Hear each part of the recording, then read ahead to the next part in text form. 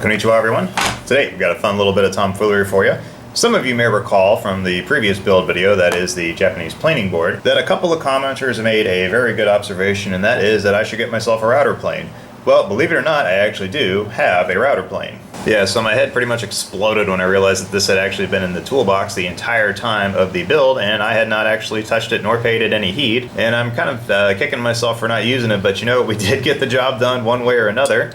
And yeah, this guy just sat there and watched the whole time, so boo on me for forgetting a router plane. What that also did though is it made me consider what the Japanese actually traditionally use for cleaning up sliding dovetails, and I learned about a really cool tool. This is called a Kote Nomi, and if you don't know what that is, it actually is just the word for trowel, and then you have chisel, so Kote Nomi, trowel, chisel. You get the idea. Now the entire concept of these is actually identical to a router plane. If you can imagine a router plane blade, kind of in that same ballpark there, having that sort of crank-necked approach. You simply run these along the bottom of a sliding dovetail or into a really tight corner, and it keeps your hand free and clear. But we're going to tune it up, we're going to put it to work, and then we'll see what we got. So let's get at it. So sharpening for me is actually a pretty simple thing. I like to keep it very, very straightforward. I only have 3 stones total, but I'm just going to use 2 today. I have a 1,000 grit, 5,000 grit. These are the Sharpening stones. You can pick these up pretty much anywhere that sells sharpening supplies. They're very, very quick, and they're very, very efficient because a little splash of water will do just fine. And I do actually sharpen sitting down. There's no right or wrong way to sharpen anything, just whatever works for your situation. If you do get water stones, you do also need to get something to flatten it with. These have already been flattened. I'm not going to go into detail on that. This is just a simple diamond plate. I think this is the DMT. Now the first order of business we're going to accomplish with this guy is we have to get the back of this flat. Now with most Japanese chisels, I don't worry about getting the entire thing just really super perfectly flat. I just think it needs to work really well, and I found that the best way to do a chisel is to worry about the edge area up here. And right about there, I mean, it doesn't have to be perfect. No one's gonna know what your chisel setup is whenever you're done with a piece of furniture. So like I said before, these stones are very, very flat, and the first order of business that you want to do in flattening, place it down on your stone, and you're simply going to hold it in a manner so that the pressure is on the front of the blade. You don't want the whole thing to be super flat, because then you're going to be working parts of the chisel that don't matter. And I simply go straight across, and we can see we've already got some wear right on the edge, so that is actually great news. That means we don't have a lot of work to do. And I only do this on a forward stroke. Doing it on a forward stroke ensures that you're going to be working the same areas each time. If you go back and forth, you kind of tend to rock things, and that is no bueno for keeping this thing flat. And a wise man once told me that sharpening is just a means to an end, and if your end is good, then who cares about the means?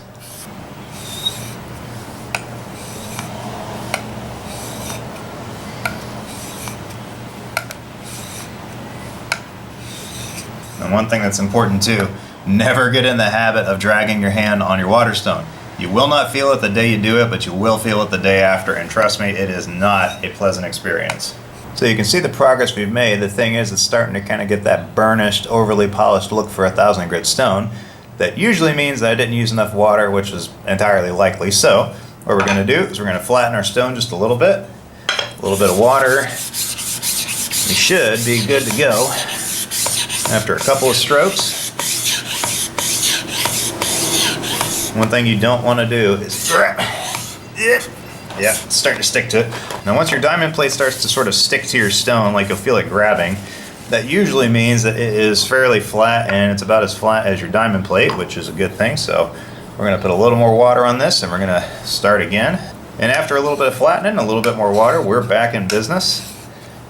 You can see we're still kind of working our way down there. I don't want to go too much farther. We're almost there.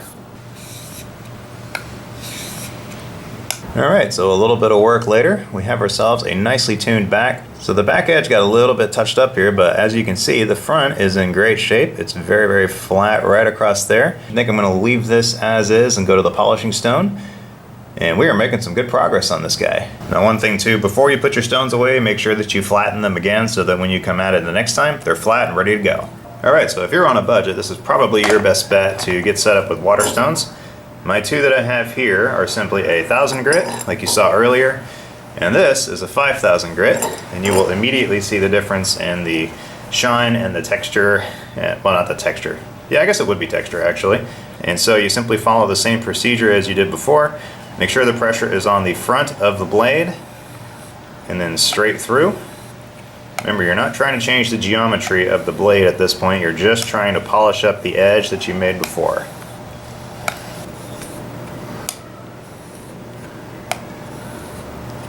Alright, and a little bit of work. You can see we have ourselves a nicely polished edge there. It's just with that 5000 grit and we're already up to about a mirror finish. You just want even wear all around the earth there, and that just means that you've got a good flat back. And if it polishes evenly, that means that your stone is flat as well as the rest of the metal there. Now the next order of business is we got to sharpen the bevel. This is where I do things a little bit differently.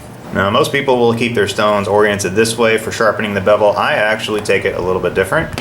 I turn the stone sideways, and now typically what you're told to do is actually sharpen with the blade at an angle to your stone here. I still keep the angle, except instead of going up and down the side, I actually just go up and down in this manner. Now this is purely a preference thing, but I like to go back and forth like this.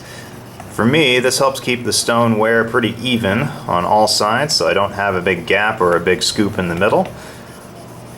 Again, there's no right or wrong way to do this, it's just what works for you and works for your situation.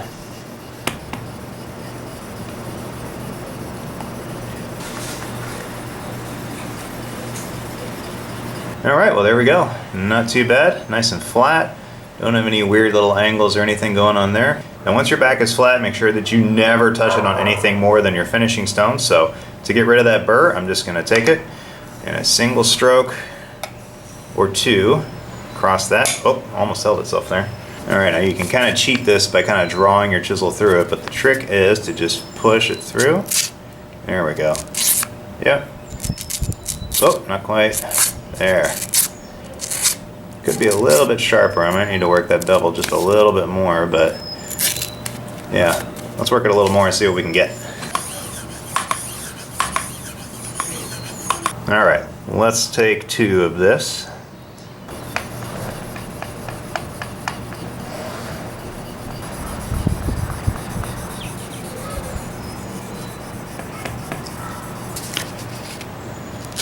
Oh yeah, that is nice and sharp. So you should only be able to push it through paper instead of dragging it through paper, because if you drag it, you're kind of cheating the edge there. It won't give you an idea of how sharp it actually is. Yeah, I am very happy with that. So now that we have a nice edge on this on both sides, nice and polished, we are going to take care of the handle here. Now I'm not a huge fan of the lacquer that they send on a lot of these chisels because it just feels kind of like you're holding a dead fish. I kind of prefer to feel the wood. So to scuff it up just a little bit, I am not going to sand it, just going to take a little scarred scraper. I guess we could roll with that too. And it should just come off like so, very, very easy. I just realized if I had a curved we're going to call these scarred scrapers from now on because I can't talk today. And you just work around the handle with your scurved card scraper and you are going to be in good shape after a bit. Alright, after a good bit of work, that looks quite a bit better. It's actually a really pretty piece of oak for this guy. Anyway, next order of business to condition the handle, and lately I have been using a new material called lemon oil. This is a pretty natural stuff.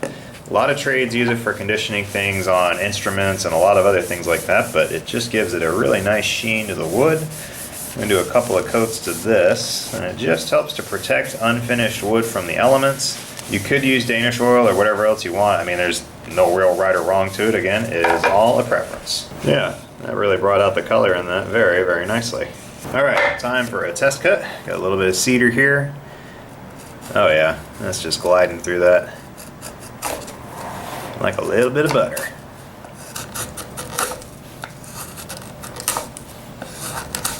Alright, let's try something a little bit harder with some Osage orange.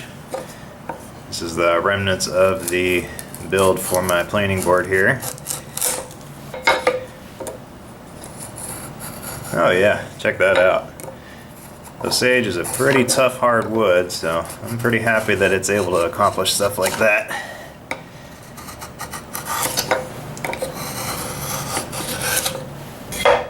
Alright, so just for kicks and sniggles, we're going to try this here. This is going to be a really crappily cut dado. We're going to try to put this chisel in its natural element.